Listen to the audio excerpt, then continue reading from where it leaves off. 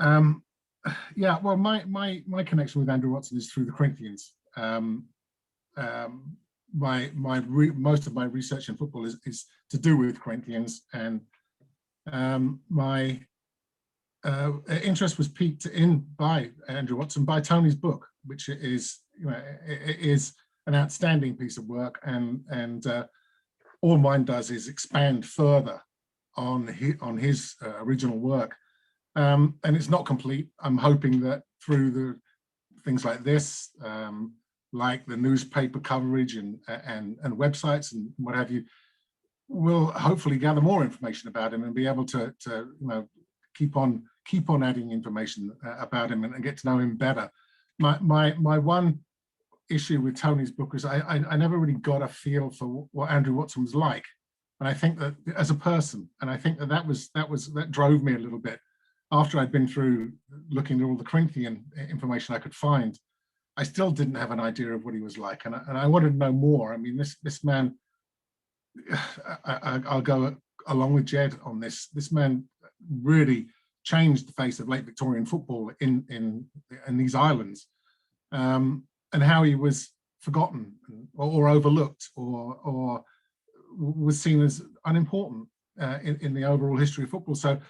So the more I researched, the more I read, the more I understood that this was a story that really needs to be out there. And it needs to be out there, not just in Scotland, it needs to be everywhere. It needs to be taught in schools. This is about a man who came from a potentially dangerous background, in the sense that many mixed heritage products of the slave trade didn't have what Watson had. Watson was in a sense, was lucky. But I promised I would talk about football because I know that Malik will be able to cover his background in slavery and such in some detail, as will David. And I'm a bit embarrassed to be, I'm more embarrassed, but humbled to be in such company. I feel like a bit of a Johnny come lately, really, when it comes to Andrew Watson. So forgive me. Well, yeah, my research started with his football. We can't find any proof that he actually played any football as it was before he got to Glasgow. The two schools he went to were both rugby and cricket schools. He got a very good education from both of them. And we assume he arrived in Glasgow at the end of 1874 or early 75. We're not really clear on when that happened. But as soon as he got there, he started playing football. He was playing for Maxwell, a small club with, again, the history of whom we know very little. But in the summer of 1875, Maxwell merged with Park Grove. And this was just after he'd joined up with, sorry, not joined up, he'd enrolled in Glasgow University.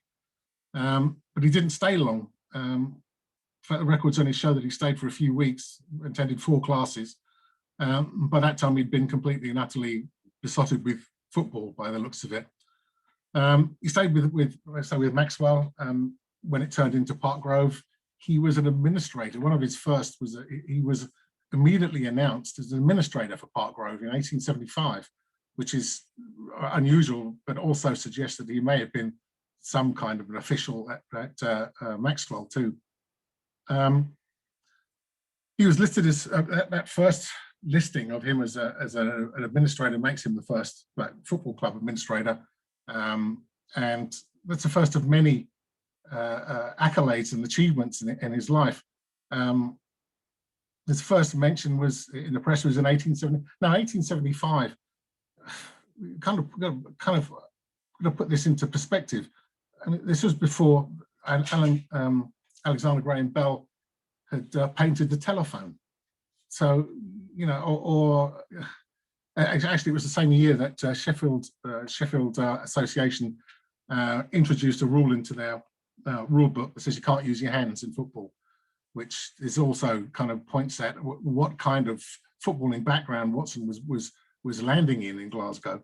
The whole country was playing a different game under different rules, and he had one leg in that world, and then when he retired, There was a universal set of rules. There was the Football League. He was in that transition from what was a public school pastime to something that was going places, that became the world's beautiful game. He stayed at Park Grove for 4 years, and during that time, his development was astonishing. The first record of him playing football suggested that at some point in time during the game, he confused football with rugby and he bent down to pick the ball up to run with it. Again, that could be a journo's story. We don't know. It's hard to verify that. But as I said, we're unable to pinpoint any kind of footballing credentials before arriving in Glasgow. But the 4 years he spent at Park Grove, he not only was a club administrator, he also put his own money into the club. It went from being a park team to being one of the shining lights in Glasgow footballing firmament, playing and beating Rangers and standing up to Queen's Park. But as soon as it got almost on the edge of fame, something happened. There was a financial problem with it, and the club folded, which is a real shame because I believe that Andrew Watson had invested his own money in the club, and he wasn't going to see that money yet again, which undermined his future in a sense. There's a few misconceptions. One of them is about money, about Watson. He didn't inherit all his father's money. He only inherited an annuity that he and his sister would receive payments from. So it kept him, it gave him spending money and it paid for his schools, but he wasn't a millionaire at all. And at several points in his life, he makes changes in his life in pursuit of employment, so he can actually pay for his families. I'm not quite sure I want to follow that same line of. I was prepared to go through his footballing career from A to B, and I think that's going to be pretty boring. So in the sense that it's a bit monotonous to talk about that. So I'd kind of like to talk about his development through Queen's Park and then into England, into football in England. By the time he arrived in England, he'd pretty much achieved everything you can achieve in Scottish football. He'd captained the national team. He had won numerous trophies. He was an administrator, a club financier.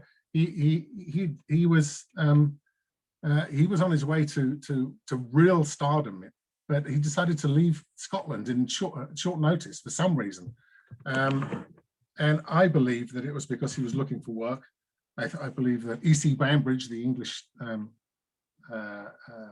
top goal scorer and captain, had identified a need to bring the Scottish game into the English game, in the Southern English game, because the Scots were far and away the best team in the world at that time. The first game that Watson played for the national team was at the Oval in London, and it was a humiliating defeat for the English, 6-1. I mean, they just couldn't believe how badly they'd been beaten. And I think that some of them believed that it was an anomaly. But next year, same thing happened at Hampden, 5-1, and the English FA were desperate to find a solution to the Scottish dominance in football. And they'd identified the fact that for many, many years, the backbone of the Scottish team had come from Queen's Park. And they believed what they were seeing was that this familiarity that these players had together was adding to the dominance of Scottish football. That they were so familiar, they were playing a good combination, that they were just better because of that. And so the English FA's solution was to create a team in the Queen's Park mould, and that team was with Corinthians. So Watson played in 2 games that made the English FA change where they were going. And then he came down to England and he captained that team. That in itself is just remarkable, just astonishing. I mean, to have somebody of that ilk influence a change in the way that football was thought about and played in the South I can't understand how he's been forgotten, just simply for that reason. But he came down, and the first game he played was for an EC Banbridge 11 against Clapham Rovers, who were I think the ex-FA Cup winners. They were one of the best teams in the South, and it was just it was a scratch game. It was a friendly, and it ended 1-1. But EC Banbridge, who had a hand in bringing Watson to London, was a striker, top England goal scorer at that particular point in time. But for that particular game, he played alongside Watson at the back, and I can only assume that was to study how Watson played, to understand how Watson had become what it was. And I think that Watson's influence on people like Banbridge and the team of the best English amateurs, again, was immeasurable. He played for Corinthians when they weren't very famous. They were the first 2 seasons the Corinthians were in business. They weren't being managed by a guy called Pa Jackson or Nicholas Lane Jackson. And it was there wasn't a very interesting seasons at all. Watson played in a few of the games. He went on tour, their very first tour, and it was all right. But when Jackson took over, things changed. Jackson would arrange games with the top teams in the north of England, the Preston North Ends, the Blackburn Rovers, the Burnleys. He would just take the best. So his idea was, we'll take the best of the university public school boy amateurs. We'll put them in a team. We'll take them up north, and we'll take on the professionals. And I don't think anybody really thought much about it. They thought it was just kind of, it was a bit of a jolly for these gentlemen going up north to play some football. But they played against Blackburn Rovers, who were 2-time FA Cup winners. They were arguably the best team in the country at that time. They'd just beaten Queen's Park, who were the best team in the world for many, many years. And everybody thought it was going to be a bit of a David and Goliath, and no one really paid much attention to it until at the end of the game, when Corinthians had beaten them flat out, and they came away 8-1 winners. Now, Watson was in that team, and that's the team that made Blackburn Rovers and a lot of the teams in the north sit up and take notice of the Corinthians. And what the Corinthians history is basically is for the first 20 years, they were gentlemen amateurs who would play against the professionals in the north. And at that time, there was 2 threads to English football. There was the amateur and the professional, or the pseudo-professional, until 1885 when it changed. And they would play against each other, and they were on equal par when it was Corinthians versus anybody.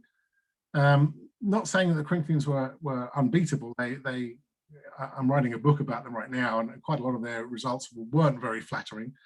But every now and again, they'd pull one out of the hat, and that Blackburn Rovers 8-1 was astonishing. Beating Preston North End, who went on to be the Invincibles. They beat them 3 times. They still hold the record for the defeat of Manchester United, 11-3, I think that was.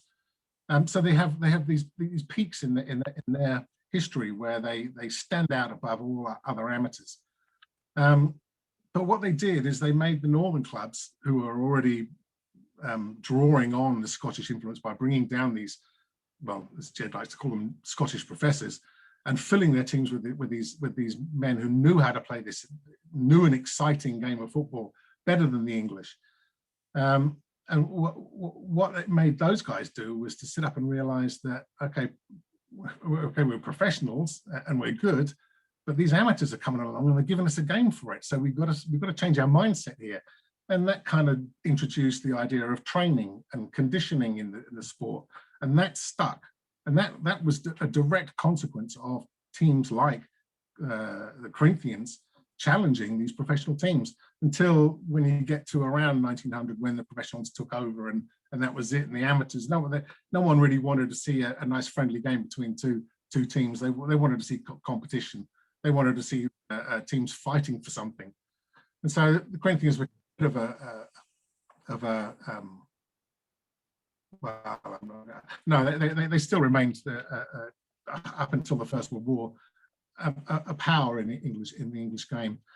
The other aspect of this is that the footballers that Watson was helping to develop in England, they also became administrators of the English FA, of the Football Association, and that they had an influence on how the game developed over the next 50 years as well. So all these threads lead back to, you know, this one guy from Demerara who learnt the game at the hands of the masters in Glasgow, took it to the very edge of what was possible at that time, captaining his country, defeating the English, you know, hands down, and then bringing what he'd learnt in Glasgow to the English, and helping the English develop. It is something that I'm at a loss to understand why he was lost to history, why he was forgotten, why he was overlooked, and I don't think it was to do so much with his colour, because he was an English gentleman. He'd been to English public schools. He was there is an argument, for a sociological argument that has been covered by people a lot cleverer than me, that say that in some cases class and race have an effect on each other.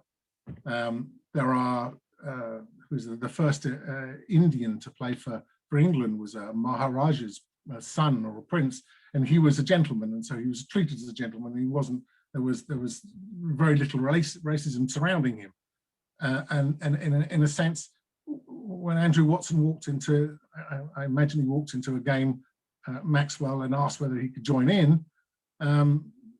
These Glaswegians turned around and heard this very English, you know, proper English accent, and perhaps he was different because of that.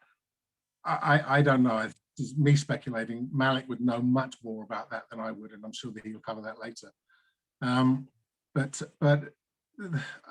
as I say, I am constantly astounded at how he was forgotten from history, how football doesn't recognise him, and my mission, as is Ged's, as is Malik's, is to elevate him into a place where he is recognised for all his achievements.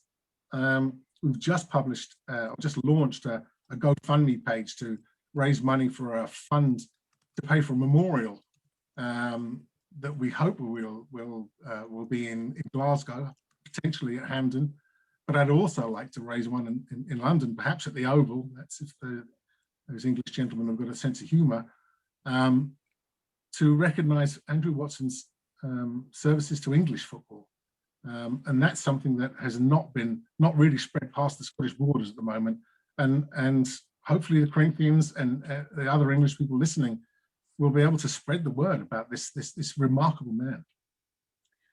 Thank you, Llew. That's given a really good context in terms of understanding why we're talking about Andrew today. And I was interested in that sort of issue as to, it's quite interesting to have someone who's a person of colour being the captain of the team and winning against the English 6-1. I mean, I'm surprised, because I'm sure there are places where he's referred to as Black Watson or something like that. I mean, yeah, that was discovered after he died. Right. The terraces referred to him that, but in the press it was never referred to in that way. But yes, the thing about Watson is that, you know, there's so many remarkable things about him. But one of the most remarkable things is he captained near enough every team he played for regularly. Yeah, that's, you know, the ones in Scotland and the ones in England. I mean, he captained Surrey County when he played for them. He captained Swifts and Pilgrims, and of course he captained Corinthians as well. So you know, this is obviously a man who deserves respect from the people, from his teammates and people surrounding him. He was obviously confident. Yeah, he could clearly command respect in order to. Yeah, you know, he was obviously talented to be able to be an administrator wherever he went as well. I mean, you know, he had many strings to his bow. Many strings to his bow. Okay, good. Well, I think I'm going to bring in David at this point. I just want to introduce David because David Alston's Slaves and Highlanders, Hearing Silenced Histories, is an account of Northern Scots and slavery in the Caribbean islands and Guyana. And it's going to be published by Edinburgh University Press, I think in early 2022. David can correct. October of this year. October of this year. Oh, fantastic. Yes. Oh, so that's good. So born and brought up in the Highlands of Scotland, David is a freelance historian and author who's been a youth worker in Toxteth, Liverpool, a school teacher in Wallsend, Tyneside, and in the Highlands, an adult education organizer, a museum curator, a local authority councillor, and chair of an NHS board. He is among the first Scottish historians to address the issue of Scotland's involvement with slavery. And in fact, he isn't a stranger at all to the Guyana Speaks, to members of Guyana Speaks, because he's spoken before on the connections between the Highlands of Scotland and Guyana. But for those of you who aren't familiar with David's work, I'd just like to point you to his website. You can Google it. You just Google Slaves and Highlanders, and you should be able to find his research on the Highland Scots and the slave plantations of Guyana. So over to you, David. Okay, I want to share my screen. Yeah, so I'll give you. I think you need to. I make you a co-host. There we go. Make co-host. There you go. So you should be able to share it now. Okay.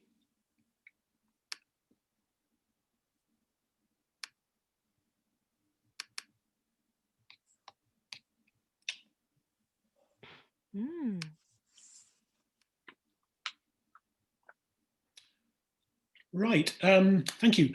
Andrew Watson is clearly a remarkable man. What I'm going to talk about is his background, his family background. We know almost nothing about his mother, so this is about the Scottish part of his background. His father is a man called Peter Miller Watson, and I could have called this talk A Tale of Two Kilterns. This is Kiltern on the Corentyne coast of Berbice in Guyana. A plantation created by the labour of enslaved Africans, and like all of these plantations, enormous works of civil engineering, but owned and controlled by the Robertson family from Kiltern in Scotland. And that's the old church at the Scottish Kiltern, and that's where Andrew's father, Peter Miller Watson, was born.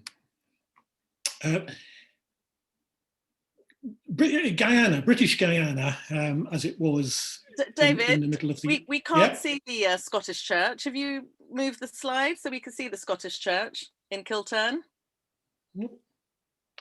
Can you see it now? No, unless it's my screen that's frozen, but I've still got the Kiltern in the quarantine. No, I can't see it. I can't see it. I can't see it. I can't see it. No. Maybe if you can you put it on? Is it possible to put it onto slideshow so that you've got? Because I can see it's actually a number 2 in your in the sidebar, but it's not moving. Right, I'm going to stop sharing and try coming in again. Okay. Okay.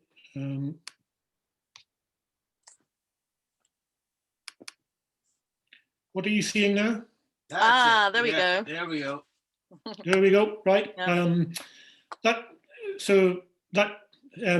a church at Kiltern, and just behind that is the house where Andrew's father was born. I'm just going to move on to the next slide. So can you see the next slide? Yep. Yep. Yep. British born people I've got. Yeah. So British Guyana, as it was then, a British colony, is a very Scottish place in the middle of the 1800s. This is the British-born population, about 1840. You can see there are more Scots than English, and quite a significant number of Irish people as well. So that's where Andrew's father, Peter Miller Watson, is working. And it's interesting, and I learned this from the last Guyana Speaks talk, that the two buildings in Guyana, which we know to have been built by enslaved labour, are the two Scottish churches, St Andrew's in Georgetown, which has the Scottish coat of arms up on its gallery, and All Saints Presbyterian Church in New Amsterdam in Berbice. It was just celebrated its 200th anniversary. It was built in 1820. And this in Georgetown is it's a very poor photograph, I'm sorry, of the offices of Sandbach Parker and Company. This is who Peter Miller Watson works for in Guyana. This is not the building, because the building he would have worked in burnt down in the 1870, and then this was built, and this was burnt down, I think, in the 1940s. But it was on Water Street in Georgetown. And that's where Peter Miller Watson would have worked. I think it might have been where he lived, and that might have been where Andrew Watson was born. And this is back to Kiltern in Scotland. It's about 10 miles away from where I am just now. This is the church as it was before the roof came off. And I'd like to try and explain the background of this family and their enormous involvement in Guyana by taking you back to 1805 and the birth and baptism of Andrew's father, Peter Miller Watson. He's born and baptized here in 1805. His mother is Christian Robertson, known as Christy, and her father is the minister of this church, a Presbyterian Scottish parish church. So imagine this, the christening, 1805. It's quite difficult to describe family networks, and that's why I want to just focus on this particular day in July in 1805. Christian's there, her husband, James Watson, is there. They both live in Orkney, but Peter's been born at the grandparents' house. Christy has 4 brothers. One of them's in Guyana. One of them's died in Guyana. One of them's just come back from Guyana and Suriname and perhaps other parts of the West Indies in a pretty poor state of health. And her youngest brother will soon be going to Guyana. Her father, the Reverend Harry Robertson, had a brother George Robertson. Now, he died late in the 1790s, and he was one of the founders of that company. Sandbach Parker, it was called in Guyana, Sandbach Tine in England and in Glasgow. And it goes through various names. I'm going to refer to it as Sandbach Parker. So Harry Robertson's brother was one of the founders. And the minister, Harry Robertson, has a cousin Gilbert, who's in Philadelphia, but he was previously in Trinidad. And he had a cousin George, who died somewhere in the West Indies, and a cousin Robert, who died somewhere in Grenada.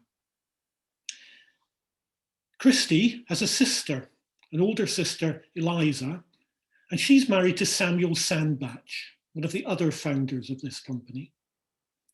And she has a cousin, Margaret Rainey, who's married to Charles Parker.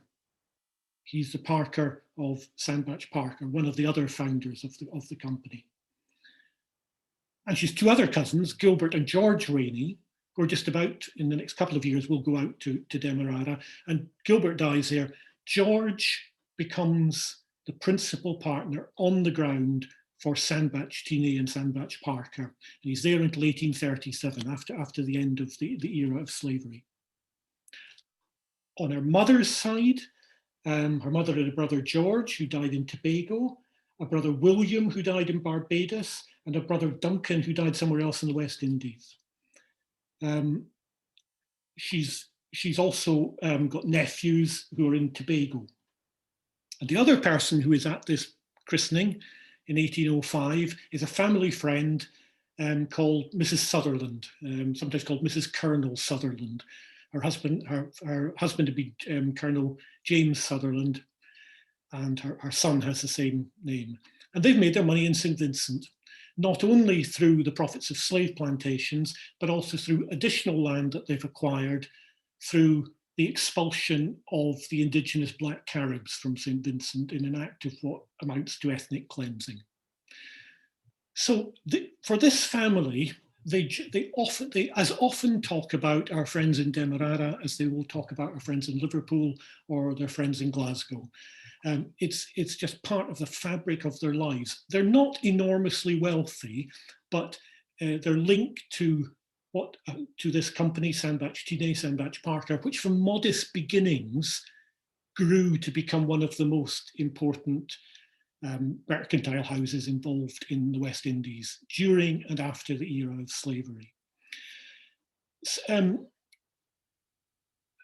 just to give you one other sense of the network that they're involved in, the reason that Peter Miller Watson, Andrew's father, is born here is that the previous summer, 1804, the family, they live in Orkney, the family of the islands off the north of Scotland, they'd all come down for the summer, and at the end of the summer, they decided that Peter's two older brothers, Harry and Andrew, who are aged 4 and 2, would stay with the grandparents. So they stay there over the winter. And then in March of 1805, Christie and her husband James take a fishing boat to Aberdeen and then a coach to Edinburgh because they've got business there. And then James goes on to London to see Henry Dundas, who he works for. Meanwhile, a crucial bit of information is that by May, Christie is 8 months pregnant. So she then travels back to Kiltern. James has had to go to, her husband has had to go to London. He travels back by way of Liverpool to see the relations there, then to Glasgow, then back to Kiltern. And when he arrives, the new baby is christened.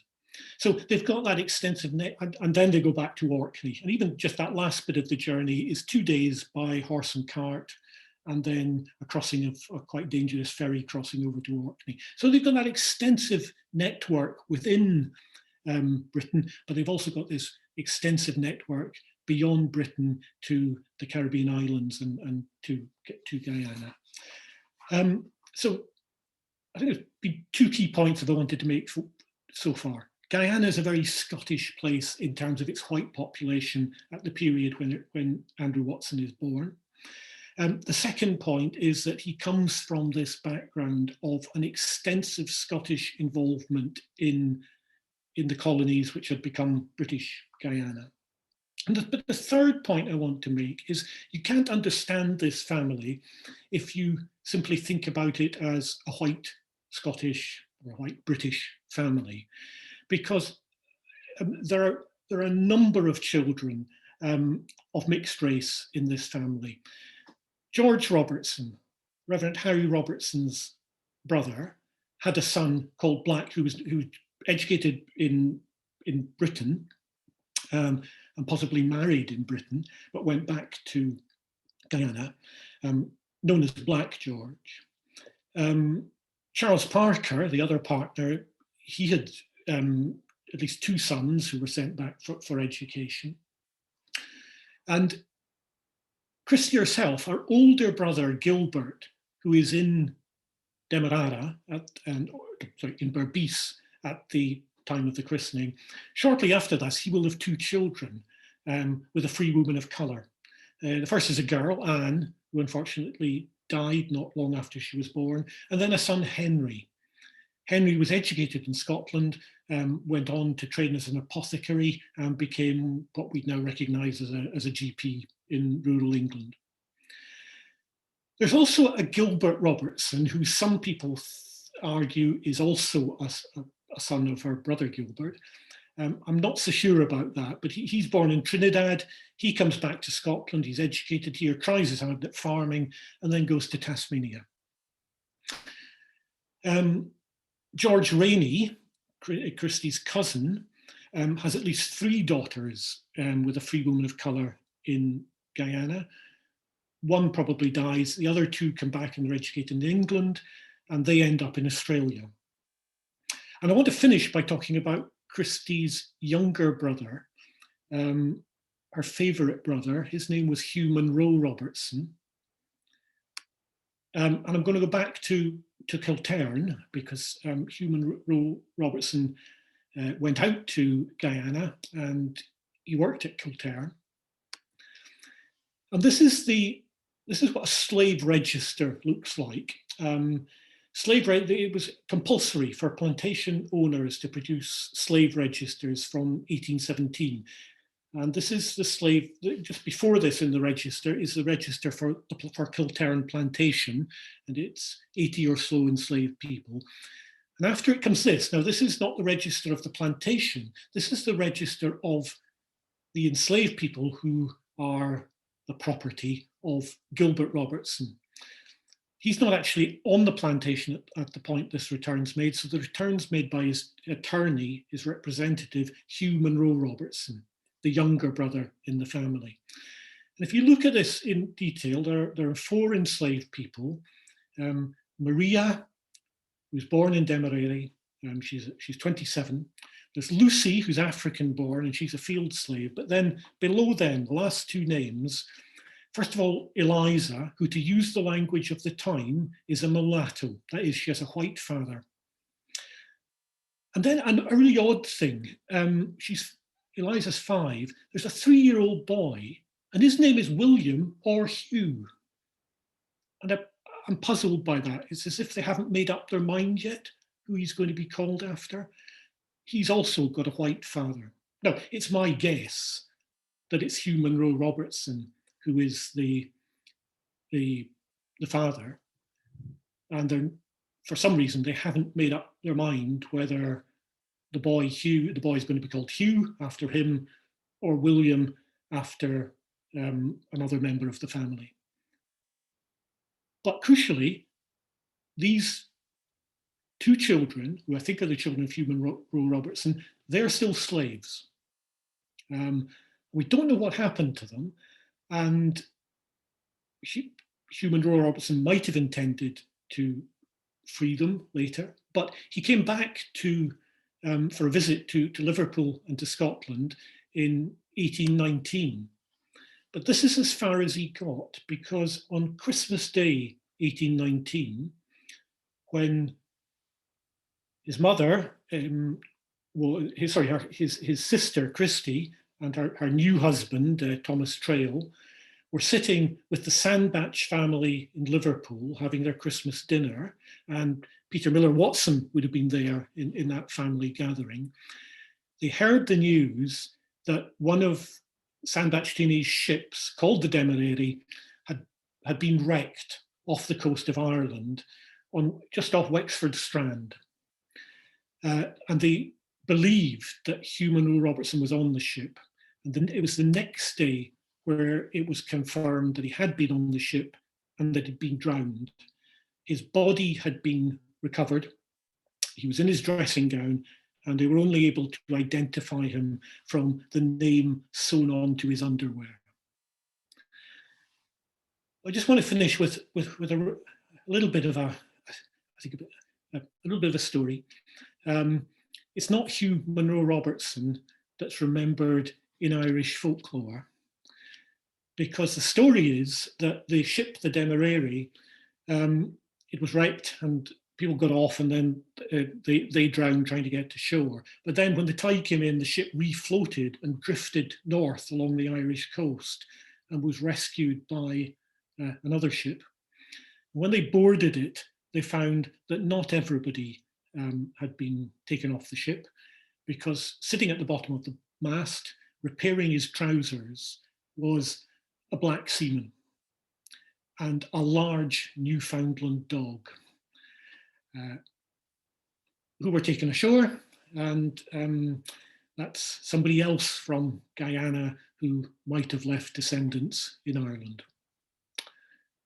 Thank you.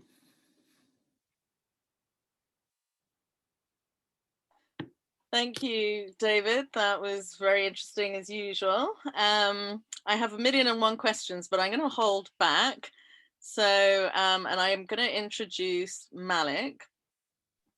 I'm not going to tell you everything about him, because I think Malik's probably going to introduce a lot of that himself, but I'll just say that Malik Al Nasir is an author, a performance poet, and a filmmaker from Liverpool, whose remarkable life has been the subject of much media attention internationally. And I'm guessing some of you at least will have heard or read about him in the papers. But essentially, he's produced and appeared in several factual documentaries with Gil Scott-Heron, The Last Poets, Benjamin Zephaniah, Public Enemy, and many other luminaries of the spoken word, and has been hand-reared by the urban griots and founders of revolutionary rap. Gil once described Malik as his protege. Malik, whose given name at birth was Mark Watson, started tracing his roots back through slavery over 15 years ago, and has made some remarkable discoveries which have been featured in the BBC, as well as in the Times, the Daily Mail, and the Wall Street Journal. His pioneering research has been recognized by Sir Hilary Beckles, chair of CARICOM Commission for Slavery Reparations, by the historian David Olusoga, as well as by the University of Cambridge. Indeed, Malik commenced a PhD in history at the University of Cambridge with a full scholarship in October 2020, in recognition of the significance of his life story. He's writing 2 books, one about his life in the care system and his remarkable relationship with Gil Scott-Heron, and another about his roots quest back to the slave plantations of Demerara. So Malik, over to you. We're looking forward to this. Thanks so much, Juanita. Just want to correct something. My birth name was Parry. That was my name. I changed my name to Watson, to my father's name. Oh, I see. Because my parents weren't married. It's like a very traditional Guyanese story, as I'm sure you know, that we inherit generally our father's names at some point in our lives, but not necessarily at birth. It's another legacy of slavery and colonialism. But thank you so much for that. It was really illuminating to hear Llew and from the football side, and also David Alston, who's someone whose work I've been following with great intent, because he's done a hell of a lot of the research that's informed my research as well. So thank you. I'm going to just aim to run through a quick presentation, because much of what I was going to talk about has already been covered by David in some depth, with regard to the family side of Andrew Watson, which is my particular area of interest. I'm not going to impinge upon the footballing side of it, but I'd like to just take 15 minutes out of my 20 and give the final 5 minutes to Ged O'Brien, the man who discovered Andrew Watson when he was during his tenure at the Scottish Football Museum. So if I can share my screen, I'm just going to launch into a bit of a presentation about how I've discovered Watson and his wider family and their influence through my own search for my own roots as a Watson back to Guyana.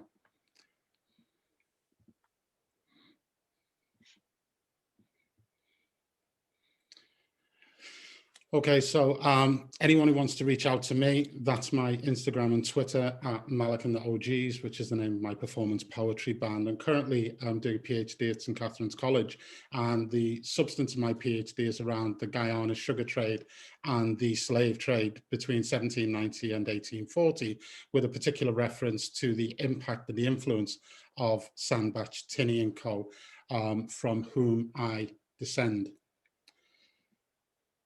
So my journey really started when the screening of the documentary on Andrew Watson by BBC Scotland that was made by Brendan O'Hara in 2003. And I saw this guy and I thought, he looks identical to me. He's got the same family name as us. He comes from the same place in Guyana. There's got to be a connection. That was my starting point.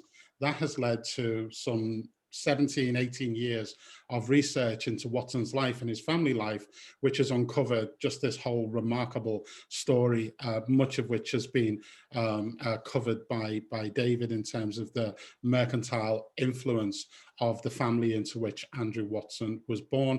Here's just a couple of things that were published about my stuff in the Daily Mail, the Times, and on the BBC. So I also acquired an archive of documents which related to the entity that became Sandbach Tinny. And the reason I say that became Sandbach Tinny itself did not become an entity until 1813. And that is a lot to do with the kind of the legalities of who was controlling the territory. Privateers took Demerara and Guyana in 1803. At that point, the territory capitulated. It was a Dutch territory. They capitulated to the British, but everything carried on in Dutch. The guilder was still the currency. You know, all the Dutch administration continued for another 10 years. And it was in 1813 that the territory was formally ceded to the British. And after the cessation to the British, one of the administrators of the Dutch colony, who was in the Dutch diplomatic corps, a man called Philip Frederick Tinny, joined with Samuel Sandbach, who David's already talked about, and the firm Sandbach Tinny was formed. Prior to that, there were a range of other firms, as David alluded to: McKinroy Parker and Co., McKinroy, Sandbach and McBean, Sandbach Parker and Co. There was also a rum company, Demerara Distillers. There was a whole plethora of companies. So I'm not going to list them all here. I will mention and allude to some of them a bit later on, just to give you guys an opportunity to get to do your own research. The picture on the left here is from the archive that I acquired of Sandbach Tinny documents. This was a postcard from, I think, the 1950s of the Sandbach Parker facility in Georgetown, and the picture on the right is two colonial gentlemen. We haven't been able to identify them yet. We're not entirely sure if they're in Guyana or in India, because at the end of slavery, Sandbach Tinny invested heavily in the bringing in of indentured laborers, what they called at the time, which is a derogatory term by today's terms, they called the coolies, which they brought in from Calcutta and also from Shanghai. So we think that this could be either of those. And there's a little comment here that Liverpool is the only place where trade is not complained of due to its vast shipping concerns, but it wasn't always so. So just to give you a bit of background here in terms of the times, James McKinroy was one of the founding partners of what became Sandbach Tinny, a Scotsman who had concerns in Demerara, but also out in Grenada. Some of these names you will have already heard from David Alston's talk. Charles Stuart Parker. There are multiple Charles Stuart Parkers. There's Charles Stuart Parker in Virginia, who had slavery plantations out there and insurance concerns. He had an insurance company called Athea Insurance, which did life insurance, and he was also heavily involved in plantation slavery in the Virginias, and he also had Caledonia Insurance. There was George Robertson and Samuel Sandbach. Now, George Robertson, as we have heard from David, died in 1799.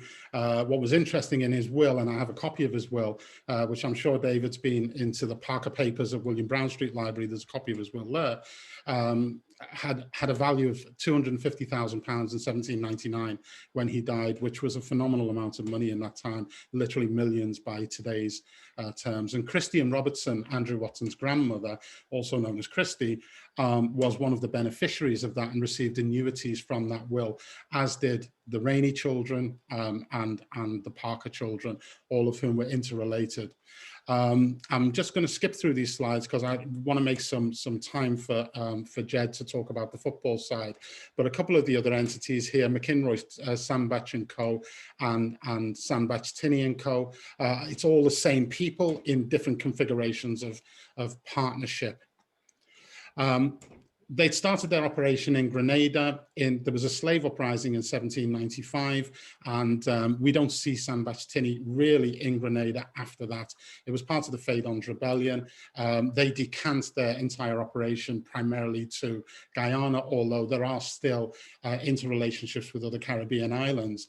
And there's one of the people who's in this chat here today, Phil Hall. I hope you don't mind me mentioning you, Phil, who is from the Sandbach family, and actually sent me some very helpful information about one of the plantations that was inherited in Grenada by Samuel Sandbach from his uncle, Plantation Resource in Grenada.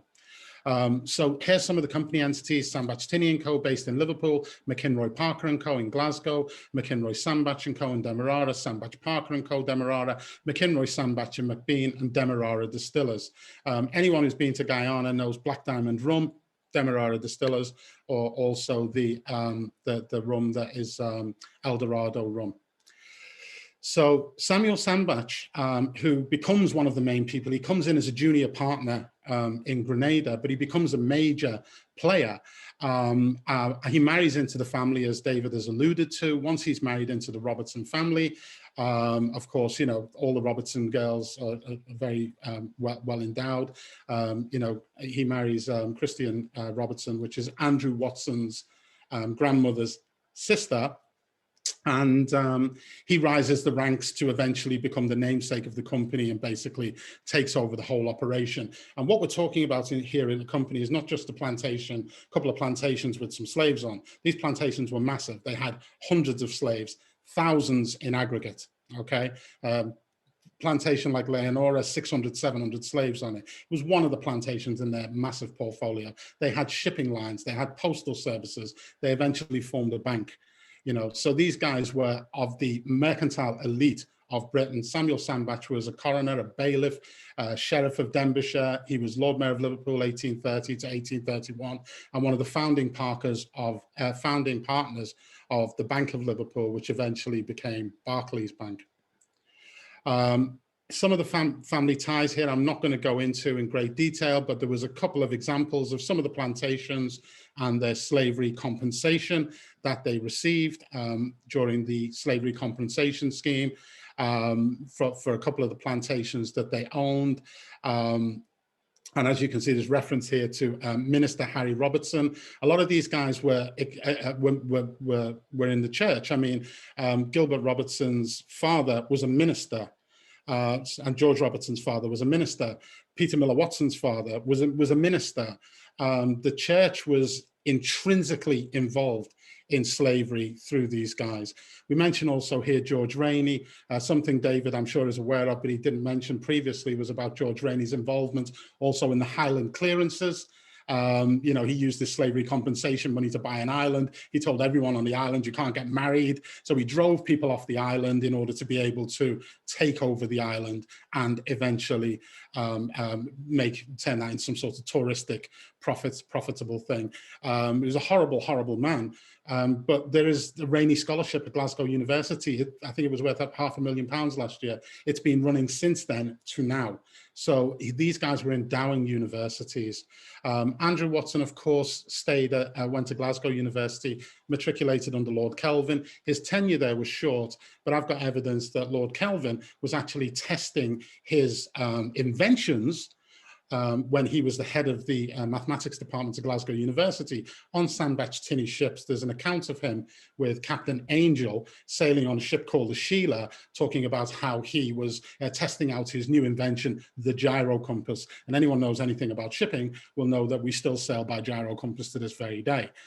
So slave ships and so-called coolie ships were being used to test these inventions by these, you know, great inventors and mathematicians and so on.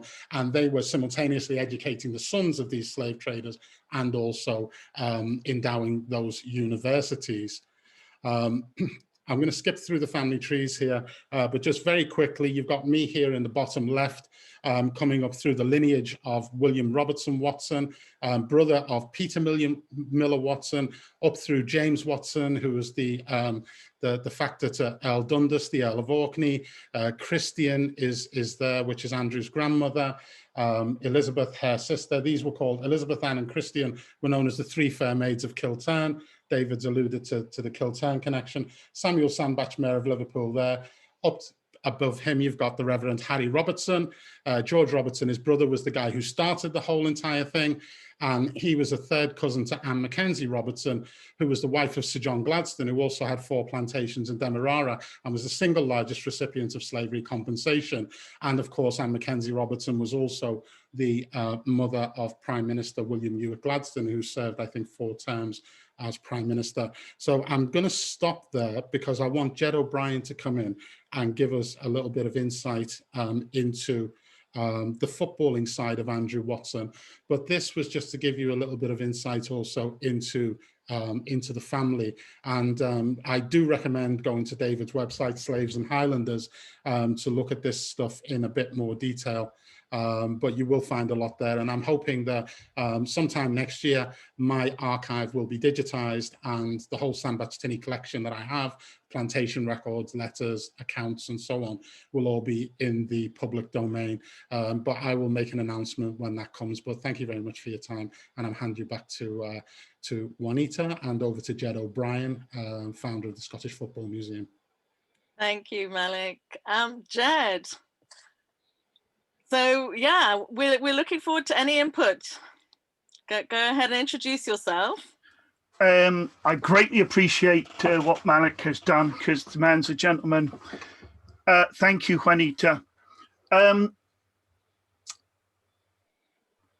Andrew Watson changed my life, because in 1990 I was brought up to Glasgow to see if there was a chance of having a football museum. And I'm sat in Queen's Park's offices. I see a picture, which has been in hundreds of newspapers, of a Scotland team, and there's a black guy at the back. Now, I know that England founded well football because I've been brought up in England. My Irish parents had moved across. So I knew I could not be seeing a black footballer, because I knew Arthur Wharton of Preston North End was the world's first black footballer. That started to be on the journey which got me here tonight, because over the next 10 years, I proved that he was the world's first black footballer, but that's 1% of what I found, because I discovered that it wasn't actually England who founded world football, and it wasn't the Southern public school boys. It was actually the Scotch professors. Now, not the Scottish professors. A Scottish professor is a clever dude at Glasgow University. A Scotch professor is a footballer of extreme skill who plays a passing and running game. I apologize if you're not into football, and football, the last thing football is about is 22 people kicking a bag of air up and down a pitch. Because football is the greatest example of the communitarian spirit that Scotland has had for hundreds of years. In a clan system, the individual succeeds through the support of the group. It's no surprise that the Scots for 500 years were playing various versions of football. It is no surprise that when Andrew Watson moved to Scotland, he took on a game and he culturally became a Scotch professor. Now, again, you can't understand the importance of this man. And I was saying to Juanita before, in my opinion, he's one of the 5 most influential footballers of all time. I have no idea how well he played. That is irrelevant, because the Scots, after 1872 and the world's first international in Glasgow, played this passing and running game against the upper class Southern English, who played an individualistic dribbling game, because that reflected their culture. If you passed the ball, you were a coward. You played football as a sport to ready you to go and lord over the black and brown people in the empire. Now, this is what most people aren't aware of. So you have this black Scotsman who has perfected a game, and he's clearly one of the best.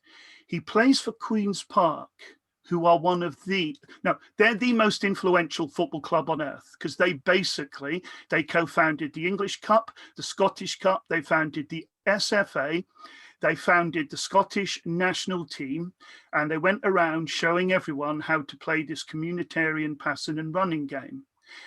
Watson was so good, they invited him to play for them. he wasn't going to refuse. They realized he was a footballing genius. He was put into the team and he almost immediately became captain of the Scottish team. Now, behind me is the mural where we celebrate him, because in 1882, Watson and his crew beat England 5-1.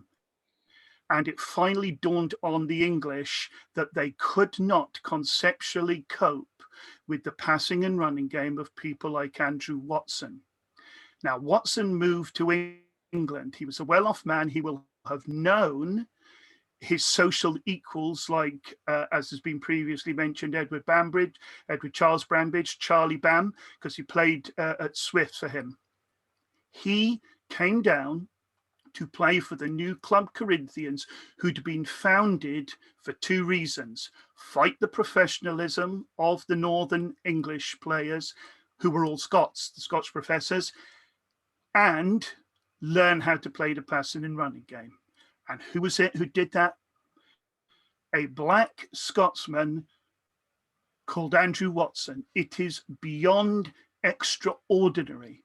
This is why there is no chance that he is not in the 5 most influential footballers in the world of all time, because the Scotch Professor took football around England and showed every club how to play the passing and running game, and the dribbling game disappeared.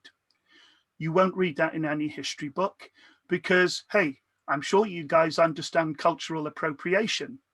The history of Scotland got subsumed by a complete rewriting of history. And that, ladies and gentlemen, is why we don't know about Andrew Watson, because at some point you have to go, why did a black Scotsman play for Corinthians, a team specifically for posh white people? Now, if you answer that question, you go to a very difficult place if you want to maintain the hegemony of English sport. Now, that's the double issue we have. There were 3 newspaper articles in Scotland today. Not one of them mentioned he was a Scotch professor, because to do so has the dam bursting. And I hope that in 20 years' time, when I'm old but I'm still going, there will be memorials. I suggested in 1990, not as a joke, there should be a 30-foot tall statue of Andrew Watson in George Square. And here we still are after 30 years. But he is a man who we should all be proud of, because without him, we wouldn't be watching the world's most important social phenomenon. Thank you, Ged. Judd, that's powerful. You know, I wasn't expecting that. But yeah, I really appreciate that comment. So, because one of the things actually when I was thinking about running this event was like, who kind of invented football? It always seems like it's contested between the English and the Scotch, but please answer that for me. Yes.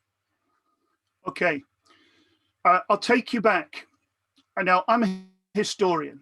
I'm aware that historians make mistakes, and it's not a problem.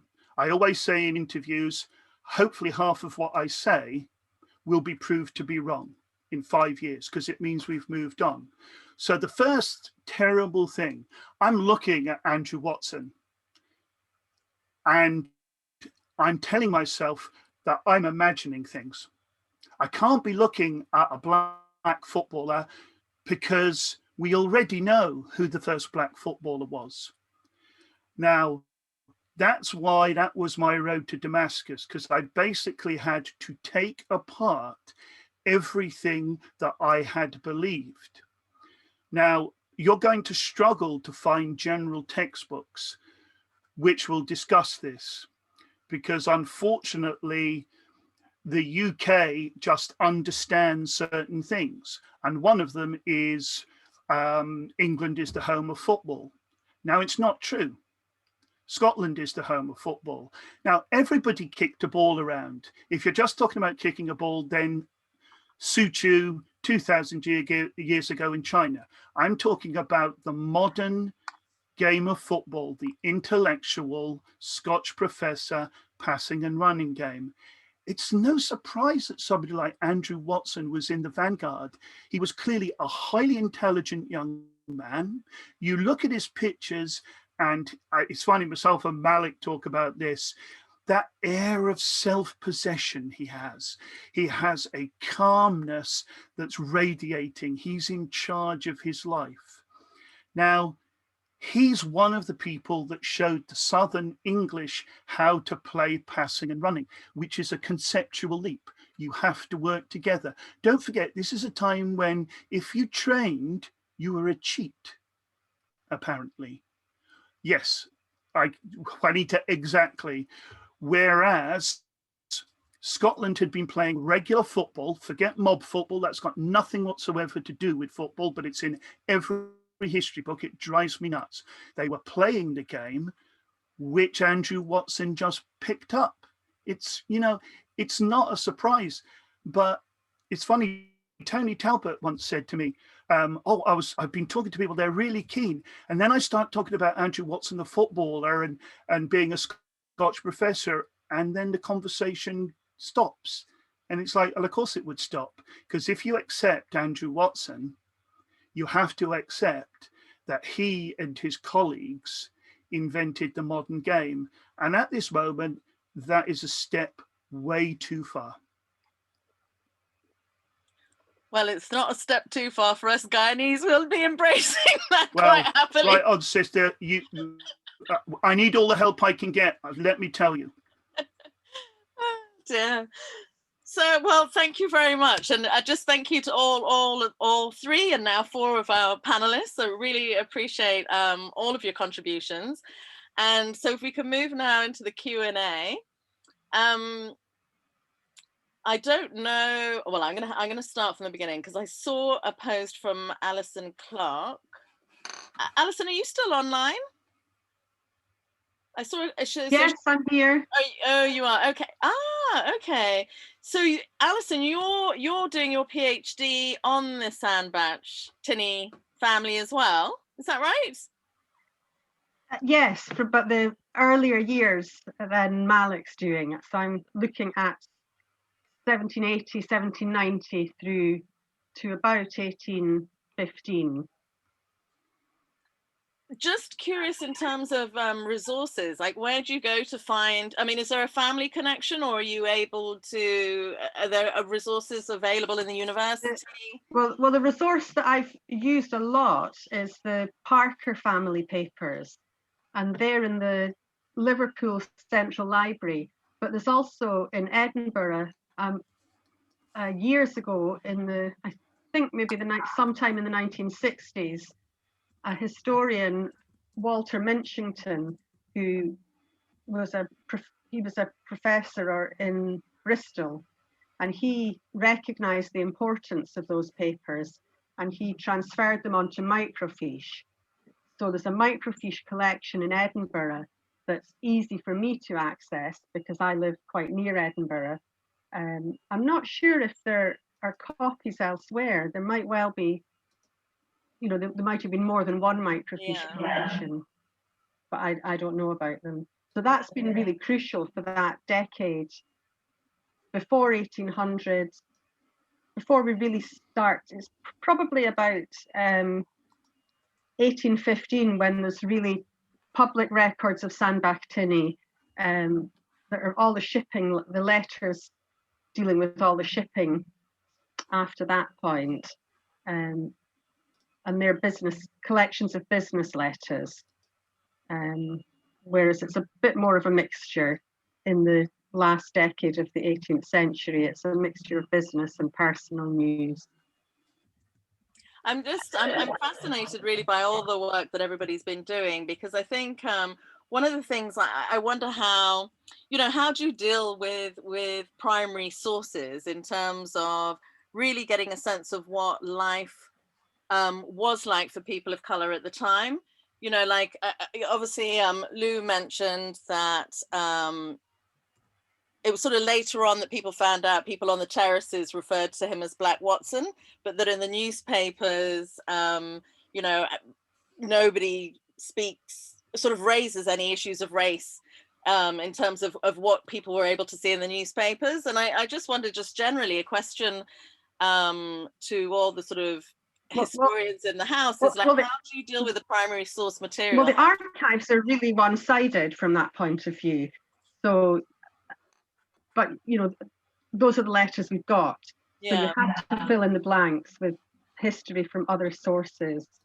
Like David Alston showed us the slave registration documents and things like that. So you have to go to the National Archives in Kew and bring the things together to try and get a full picture. Can I just interject there? And it's so good to finally meet you, Alison, and I do want to chew the fat with you separately from we've got a lot to talk about. Your period crosses with my period because I start about 1795 and move onwards. Just to let you know that what I'm doing is my archive contains about 150 folio letters, handwritten letters, by all the Sandbach Tinney partners, George Rainey, Samuel Sandbach, Philip Frederick Tinney, John Abram Tinney. I've got about 35 letters handwritten by Peter Miller Watson. So I've also got the Sandbach Tinney accounts, balance sheets, profit and loss accounts, and the companies that preceded Sandbach Tinney. My records, my accounting records for the company showing all their plantations, their assets, their shipping, and so on, starts from about 1808. And runs up to 1880. So it goes through the period of slavery, through the period of apprenticeship up to 1838, and then right up to the point where they go into indentured labor and the whole sort of colonial period. So just to let you know, all my archive has been deposited now at Cambridge University Library, and the library have kindly agreed to index it, catalogue it, digitize it. It will be digitized by beginning of April, and they've got a team of paleographers who are going to transcribe all the folios for me, and it's going to create a data set. And I'm also in talks with UCL, who have the Legacy of British Slave Owners database, because as I'm sure you'll know if you've gone into that, it's not formatted in a way where you can make a lot of sense of, you know, in relation to these guys. They're not tied up in the way. The main partners are mentioned in the Legacy of British Slave Owners. So you can see, oh, Sandbach Tinney, here's half a dozen partners, they got X, but the wider family is not mentioned in that way. So they're going to give me their raw data set as well. I'm going to combine it with mine. And I'm also in talks with the Parker Papers in Liverpool and also with Glasgow to try and I'm trying to create a single one-stop shop of all things Sandbach Tinney.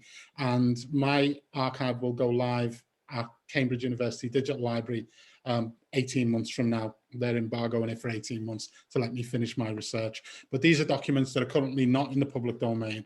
I want to bring all those documents together in one place because many of them, as you know, definitely need to get together. Yeah. Can I just go to Ged, because I can see you had your hand up. Did you have a question, Ged? No, it was just to bring up that point. Well, I apologise not for mentioning it, but somebody's mentioned it, that racial attitude to Andrew Watson, and I keep seeing people saying there's no evidence that he was abused. There is. I'm looking at the Scottish Athletic Journal of December 15th, 1885. Although on more than one occasion subjected to vulgar insults by splenetic, ill-tempered players, he uniformly preserves that gentlemanly demeanour which has endeared him to his opponents as well as his club companions. I don't know about you, but that's racial abuse, but put in the Victorian oblique fashion, because he was a well-off black man, which would have made him as rare as hen's teeth, and they wouldn't have known necessarily how to deal with him. But quite clearly, people used his color and his race to insult him. It would be absurd to think that they didn't. Can I just butt in one real quickly? I just noticed there's been a question about Watson's grave in and how the condition that it got into. I've got to say that the headstone is going to be lifted on Monday, taken to the stonemasons and renovated. And it's the work of Alistair Firth pretty much on that. But Alistair has also joined me in setting up a fund to raise money for a memorial to Watson. Now, I wanted to ask Malik, I know you've spoken in the past about that. There's a nuance between Watson and Watson's livelihood, his money coming from slavery. I mean, how can we justify putting up a statue to Watson based on the fact that his livelihood was derived from slavery? I mean, one of the things that I've grappled with when dealing with this is that, I descend from this family. So, I'm coming from a family of slaves and I'm coming from a family of slave owners. And that is an uncomfortable reality, okay? My family in Demerara still live on plantation land, in Babis, still live on plantation land passed down. So they are essentially, the plantations were, taken from the indigenous peoples, and they were slave plantations. But as we know from what Juanita was telling us and what David's mentioned, there was all these people had black children.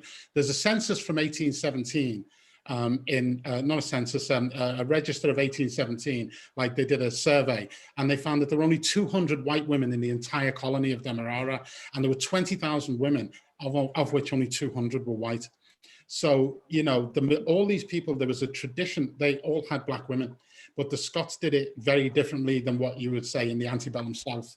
They would say that she would be a wife in all respects, that other than she would not come to the table. And many of them had free women of color with the children of those relationships, who then went on to marry white men. And then there's black children coming from them as well. So it was incredibly nuanced. Some of them even inherited slaves. They would inherit from their husbands. Dorothy Thomas, case in point, she inherited from her husband plantations. She ran those plantations with slaves. She freed her own children and her wider family, but she still had other people enslaved. She was compensated. These are the nuances of slavery. We can't just take Alex Haley's roots and say that's slavery, or Amistad, or, we've got to look at it for what it was. The Scots did it different.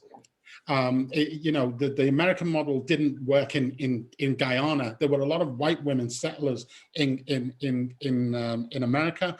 They said that the climate wasn't temperate and they couldn't survive easily out there. There was just hardly any white women out there. So it was a very different set of sort of sexual relations that grew up out there. There was different types of familial relations that grew up out there. And there were different legal relations, because you had the Dutch courts of policy operating. Then you had the English court, the Scottish law, and the Scottish Church, as you know, St Andrew's Kirk and all of those places.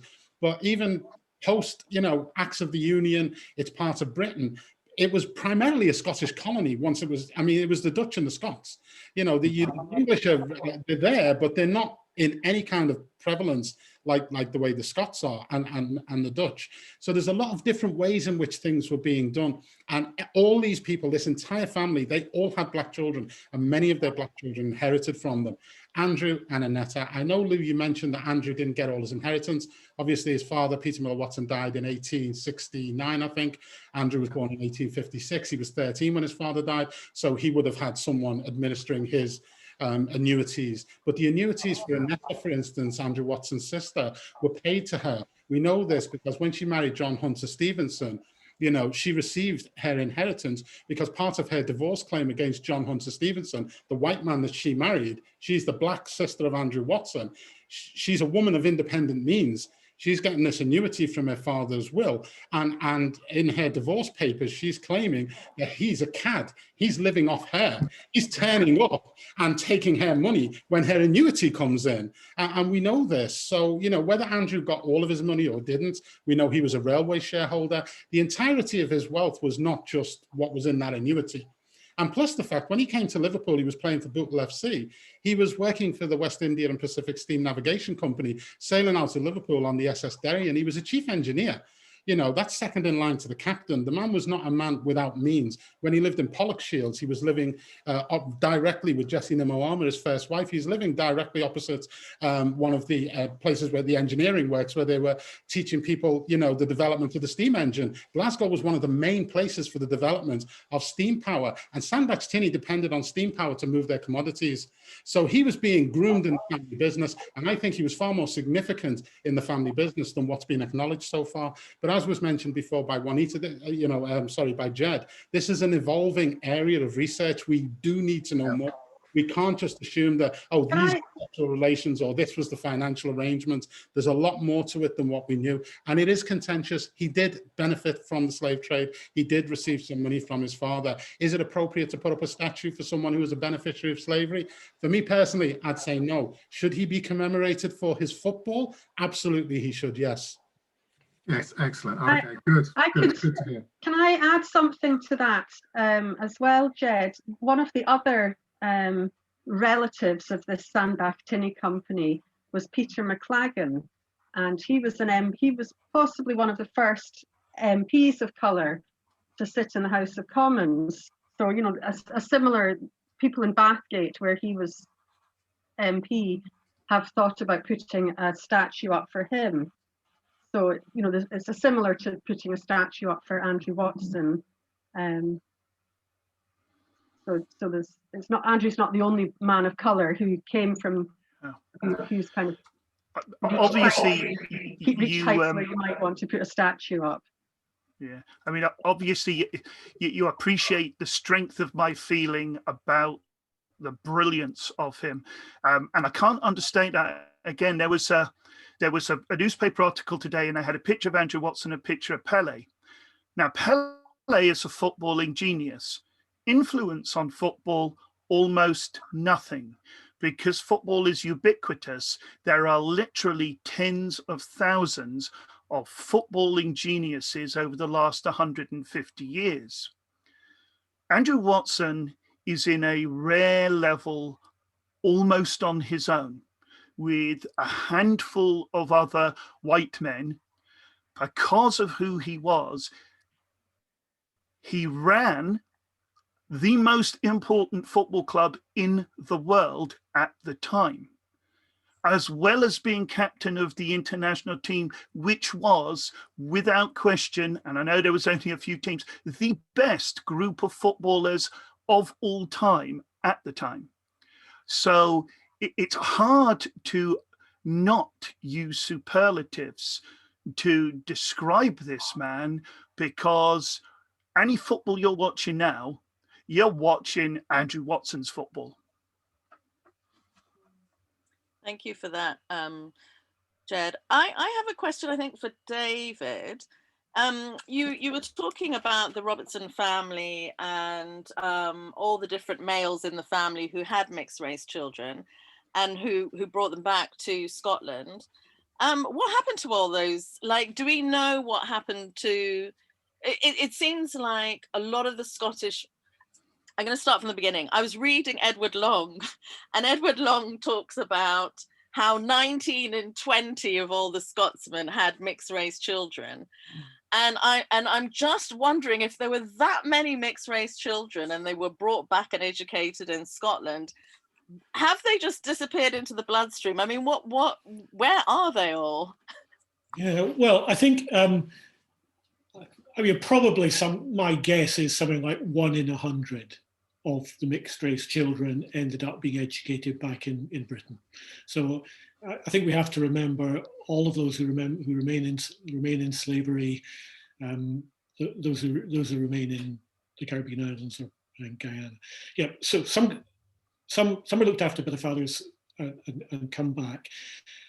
A lot, and it's difficult to follow them through. But you can with some. So the descendants of George Rainey through his daughters are in Australia, but they gradually hid that background, and it's only I think there's some families where it's only recently with DNA's added to genealogy that they're beginning to recover that sort of that history.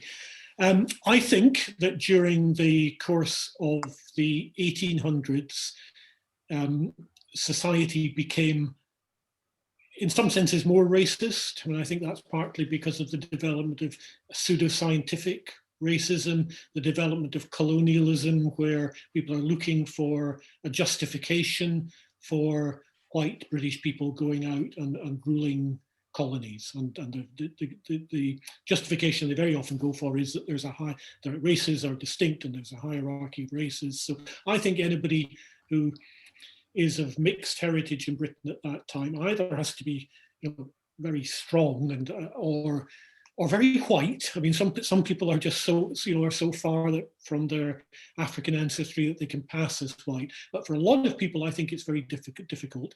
And I think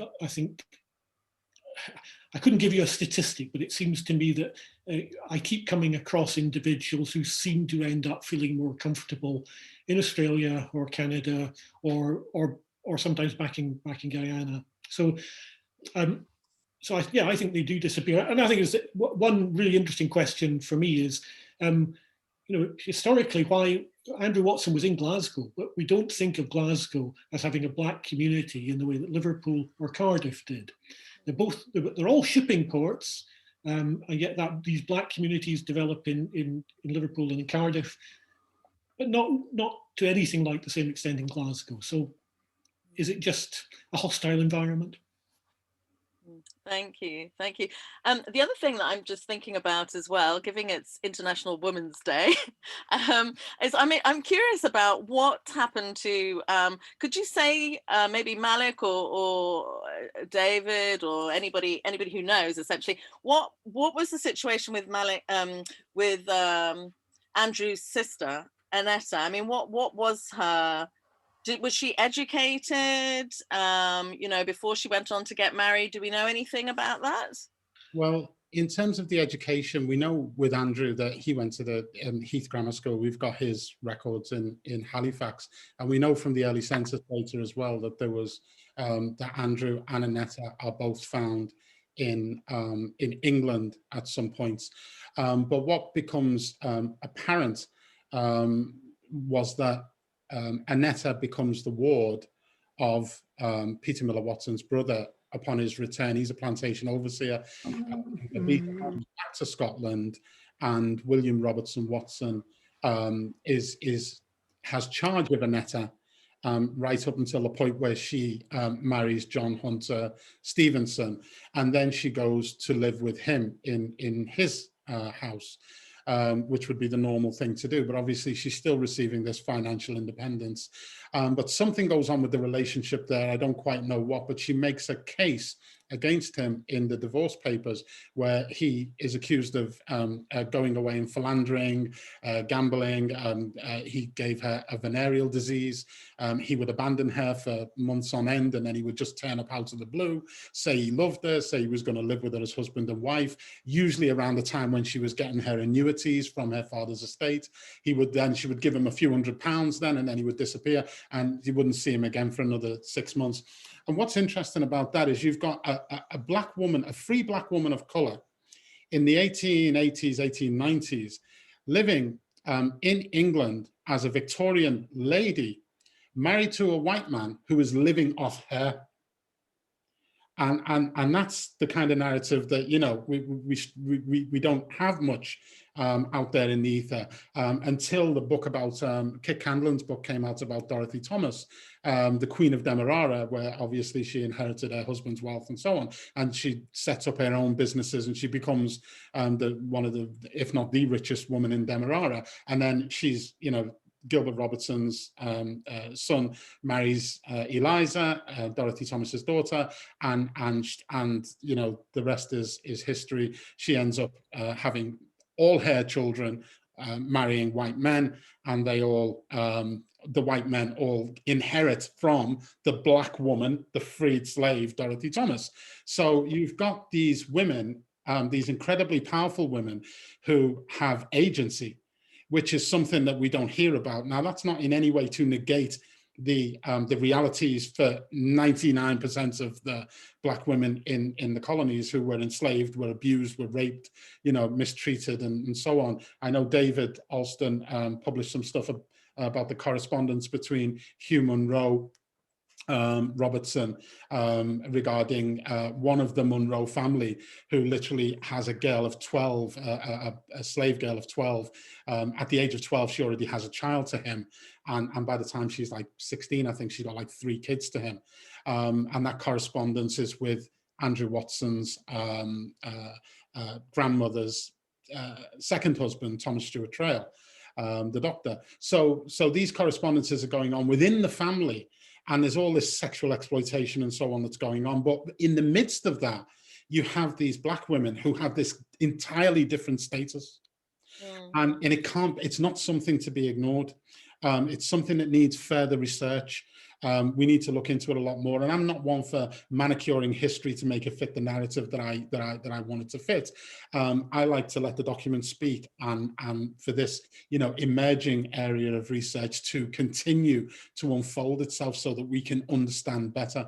Because whatever was happening out there in Demerara, it was systemic based on the nuances of that particular colony and how slavery was being practiced in that colony, and what the conventions were among the slaveholders, among the slaves, and the free people of color, and in particular, the free women of color.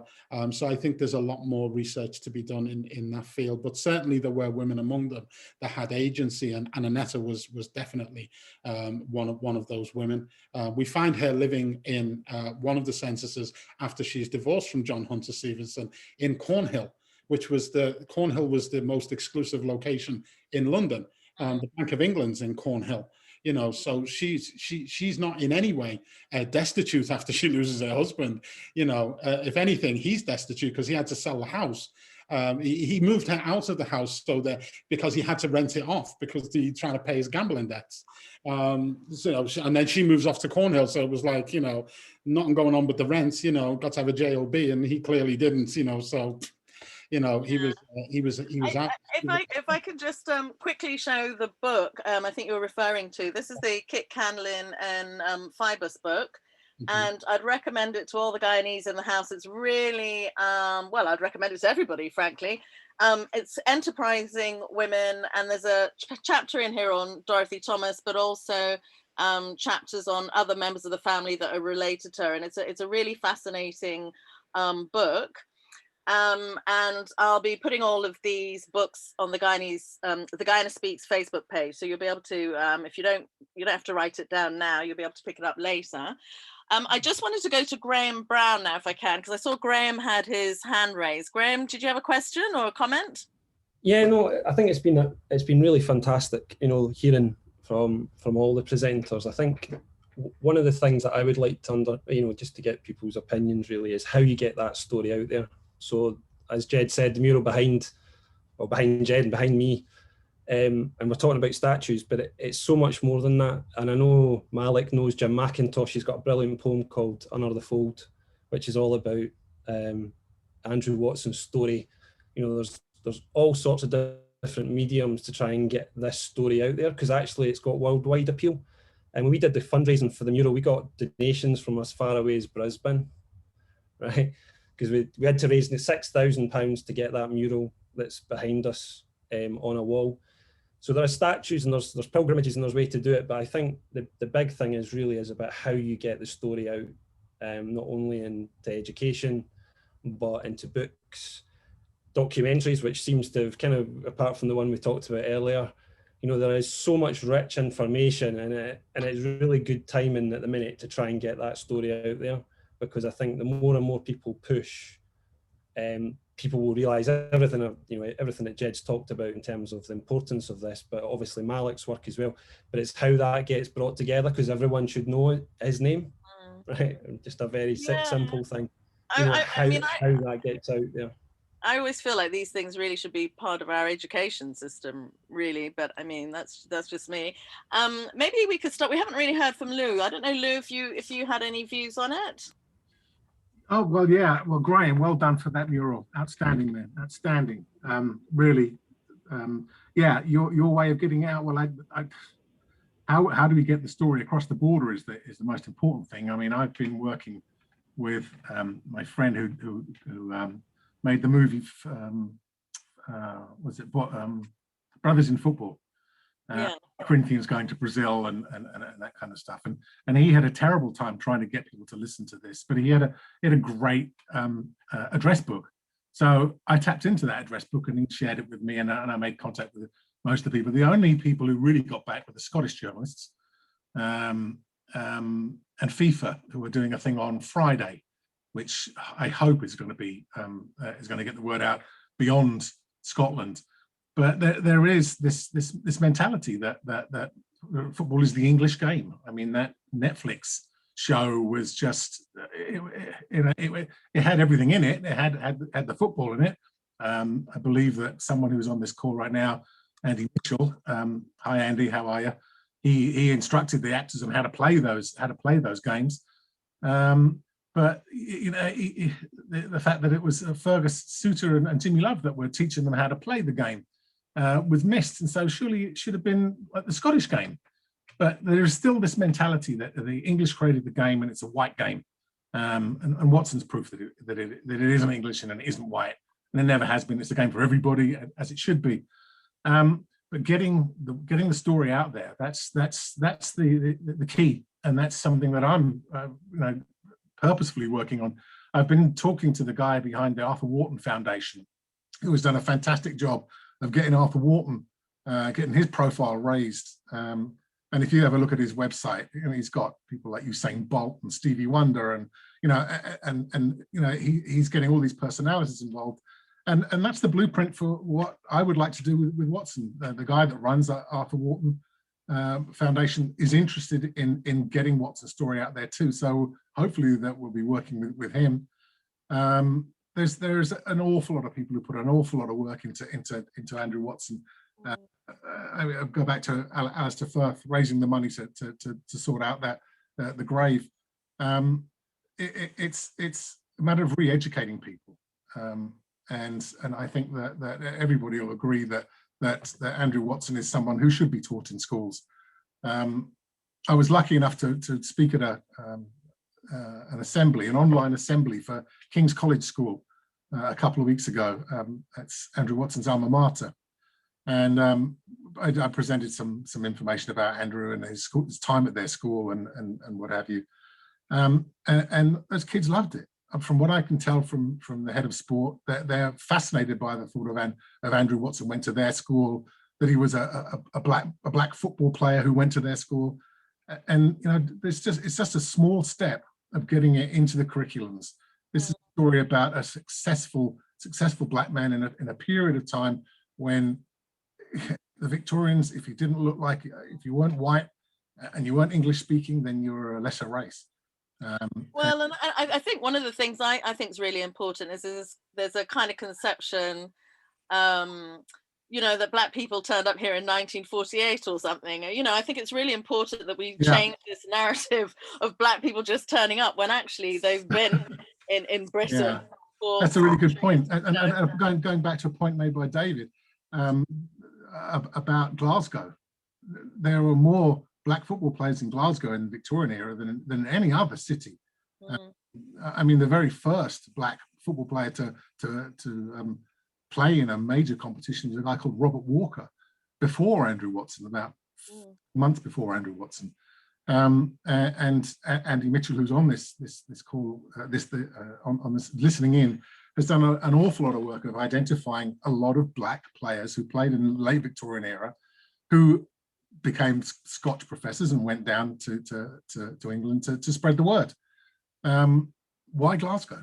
Why were there so many black, and there was Asian football players in Glasgow at that time? Again, more research. We need to understand these things, that they're not anomalies. They can't be. No, thank you for that. Ged, is it Ged or I'm sorry, am I pronouncing your name incorrectly? Ged. I noticed you've got your hand up anyway, and I was just trying to bring you back into the conversation. Right. Three points. I'm in the middle of filling in the application for the Andrew Watson Institute. which is not for charitable purposes, which is not just for Andrew Watson. It's to spread the word about how Scotland invented world football. But I thought, who is going to be the best person who we can honour through a name? And Andrew Watson has to be it. Obviously, we've been looking at the idea of a memorial for 3 decades and getting nowhere. And I hope we will find something which in Glasgow we can have a memorial. Obviously, I'd like one in Liverpool, particularly somewhere near Bootle, and one in London. And as a teacher, I've been teaching Andrew Watson to my Scottish school children for the last 5 years, because I've invented a unit, how Glasgow invented modern world football. And do you know what they say when I talk about people like Watson? They go, how is it we never knew this?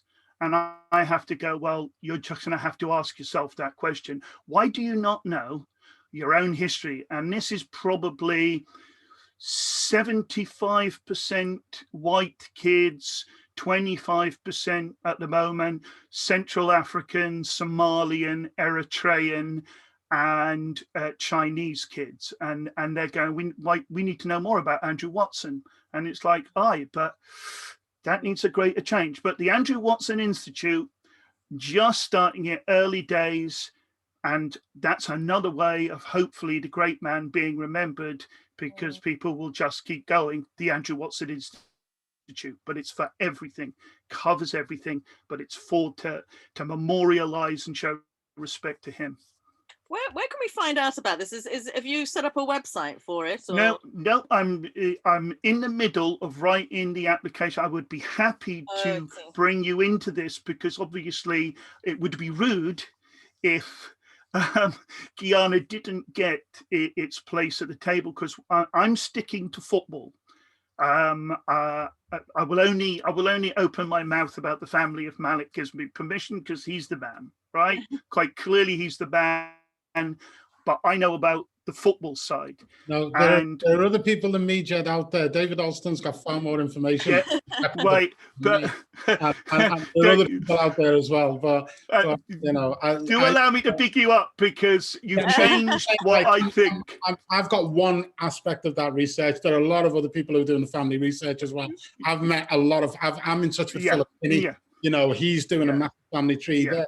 I'm getting a lot of mine from a variety of sources. There's people on this call who are members of the family. Do you know what I mean? Absolutely. Please don't. I wouldn't accept. But I'm a member of a very wide family. Yeah. So hopefully, I mean, this is a 20-year job, and I would appreciate the chance of getting your input, because we should make haste slowly, is my view. As you know. 1990, I first mentioned him to people and was ignored. And so we've all been a success, an immediate success after 3 decades. Well, I'm glad none of you gave up, which is the best thing. No. David, you had your hand up. I don't know if you wanted to add something. Well, Jed's covered it to some extent, and I think it's important. Given how important Andrew Watson is, and what we've heard this evening, I mean, we also have to remember it's a Guyanese success, and it would be interesting to know if there are links that can be forged to football in Guyana. I know cricket's the big thing, but I mean, I think football's the second sport. I was fascinated. I think it was Llew mentioned about oval. The football was at the oval. And I was thinking, no, that's cricket. So I wonder. I think somebody else has asked the question in the chat, as to when it switched from football to cricket. But there's also Corinna, I think, mentioned has asked if there are any plans to link up with Guyana Football Club.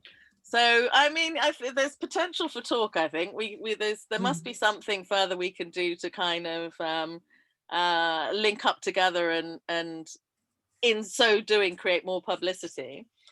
I noticed as well. I think. So Alison had mentioned that Phil Hall was online, but I don't know if she still is, because Phil has done some great work on the plantations in Grenada. Actually, I think she may have have gone. Anyhow, Malik, I think you also had your hand up in wanting to respond to the question of how we spread this history to the rest of the country. Absolutely, Juanita. And this has been illuminating for me as well, because I'm learning a lot of new things here and meeting new people who are also interested in this research. And it's nice to just not be doing this all by myself, as I have been doing, like David and Ged and many others for nearly 20 years. So what I wanted to say was, there is another gentleman on the call today, but he doesn't really wish to speak, David Donald, who's just been commissioned by BBC Scotland to make a further documentary on Andrew Watson, because I've been arguing from really the time with Brendan O'Hara, who made the first Andrew Watson documentary, that there were so many factual inaccuracies with the familial side of it that it really needed to be changed. And when David Donald first reached out to me, we discussed that BBC Scotland wanted to rerun the Andrew Watson documentary, and we were like, there's so much there that we absolutely know now is not the case. He did not die in Australia, as the documentary claims. We couldn't find that out until we got the 1921 census, and of course when the documentary was made in 2003, that wasn't revealed. So there was several other things as well which were factually incorrect. So of course everything's moved on. So I encouraged David and others encouraged him as well to try and get a commission to do a new Andrew Watson documentary, which I'm pleased to announce today that he has done, and he's given me permission to announce that. Can't go into the details of what, when, how, and who, but just suffice to say that BBC Scotland have commissioned it, and there is a new documentary on Andrew Watson, which is imminent, and I will be in it. That's fantastic news. Sharon Gordon. Sharon Gordon's just mentioned on here that her son currently plays football for the Golden Jaguars, national. I think that's Guyana's national football team, but sadly he's never heard of Andrew Watson. So, it's crazy that we're all just hearing about him now. I just wanted to go back to Graham Brown, actually, because Graham asked a question and I realized I didn't quite get the mural at the back, and I've just noticed it says Scotland 5, England 1. Graham, just tell us a bit more about this mural. So what did you have to do? What was involved in it? So my background is I'm a committee member at Hampden Bowling Club, and I used to live across from it. It's about 7 years ago, and I walked in and I sat down and they said, do you realise this is the first Hampden Park? And I went, what are you talking about? The first Hampden's up the road in Mount Florida. And basically the story behind the first Hampden is that it's the world's first purposefully built international football ground, which after a long time of searching, so Ged looked for it for a number of years, and basically I discovered the only map of its existence, which is rather ironic, a bit like Andrew Watson. They lost the site of the world's first purposefully built international football ground in their first home. But I found a map that basically discovered that site. So the mural, where that came from, was a guy called Ashley Rawson. He's actually from Burnley in England, but he lives brought up in the south side. And he came up with a design for the back walls. So the back wall was all graffitied. It runs along the back of the Cathcart District Railway. The reason first time moved on was because the line went right of it. They moved second Hampden, and then 19 Florida, and that's the third Hampden Park. So basically the mural came about from Ashley Rawson, who he was my old neighbour, and I convinced him that we need to do something. And he came in with a design of Scotland 5, England 1, because he looked up the fixture. And then we got together, and Ged and I have known each other for a long time, nearly 5 years, I think. And we said, Ged, right, this is the design. He said, you need to put 2 people on this. One is Charles Campbell, which was a Scottish captain, and the other one's Andrew Watson. And it is that game. So, Scotland 5, England 1. Ged's got a great story behind why that's so important. But Ashley actually just plucked it out. And just to make a big statement, need to show that everything that you've heard from Ged, let's do it. It's a 100-foot mural, right? You have to see it to actually see it on the wall. And we actually had to crowdfund twice because it got graffitied. Oh no! Unfortunately, after about 6 months, it got bashed by a local hoodlum, shall we say. And we had to go back out to the public again, and it got reinstated.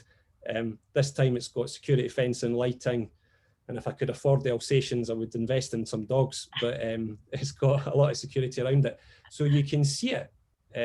You can see it, and it's brilliant, because that's the biggest, you know, sort of commemoration of Andrew Watson, and it pulls together everything you've heard, because they lost that ground, they've lost the history of Andrew Watson to wrap it all up. So the Euro's coming, we might use that feature quite a lot, because Scotland play England 22nd of June, I think it is, 18th of June.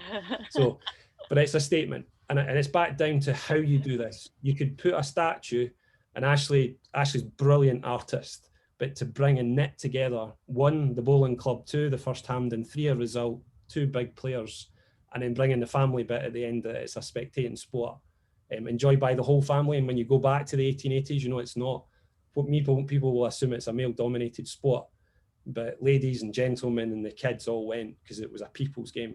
So it brings and knits that all together. And a funny little fact is it's black and white, and you're cutting out a little bit there. Because I've seen the original in black and white colour.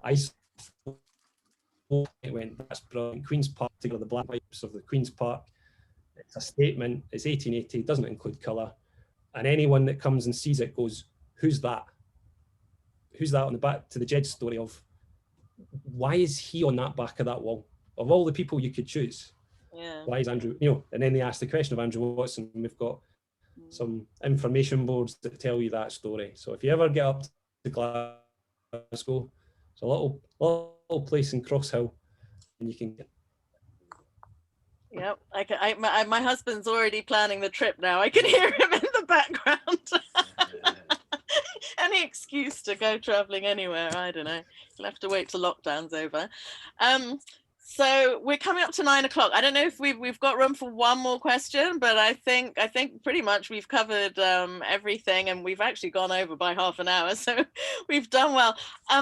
People, can we come off mute and just give a round of applause to all of our speakers, please? And thank you so much, everyone, for really amazing contribution. Thank you very much.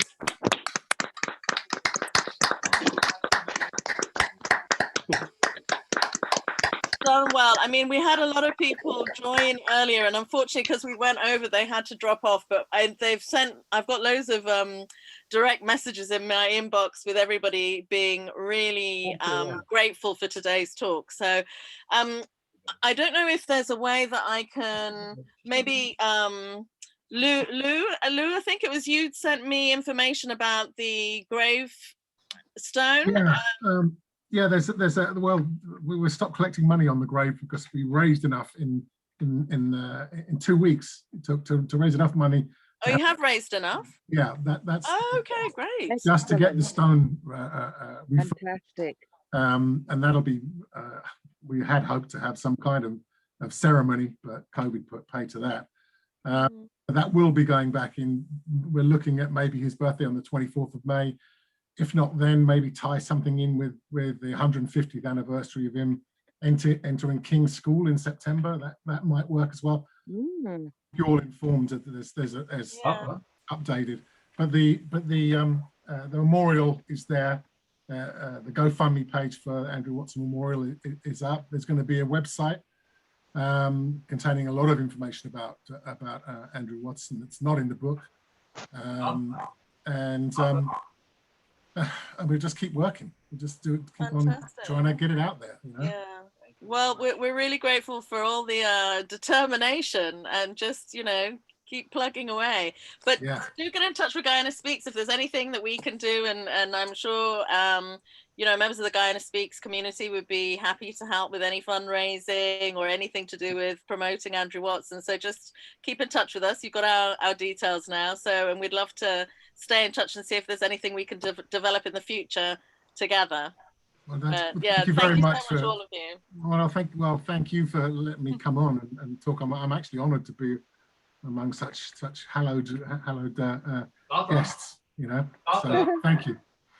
Thank you. And I'll send you all a copy of the YouTube recording so you can share it amongst people who weren't able to join us today. So basically, everybody who's online, I think you can send it via the Eventbrite link. Yeah, so everybody will get a copy of the link.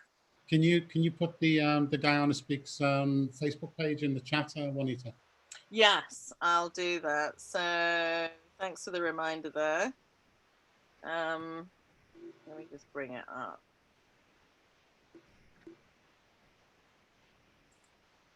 We also actually are on Twitter as well. So for any events, we host an event on the last Sunday of every month. So just for people who are new, if you're interested in joining, I'm just going to stick. There we go. That's the link to our Facebook page, and I'll put our Twitter handle in there as well, which is JCWES Mass. There you go, JC. But yeah, thank you everyone, and really great audience today.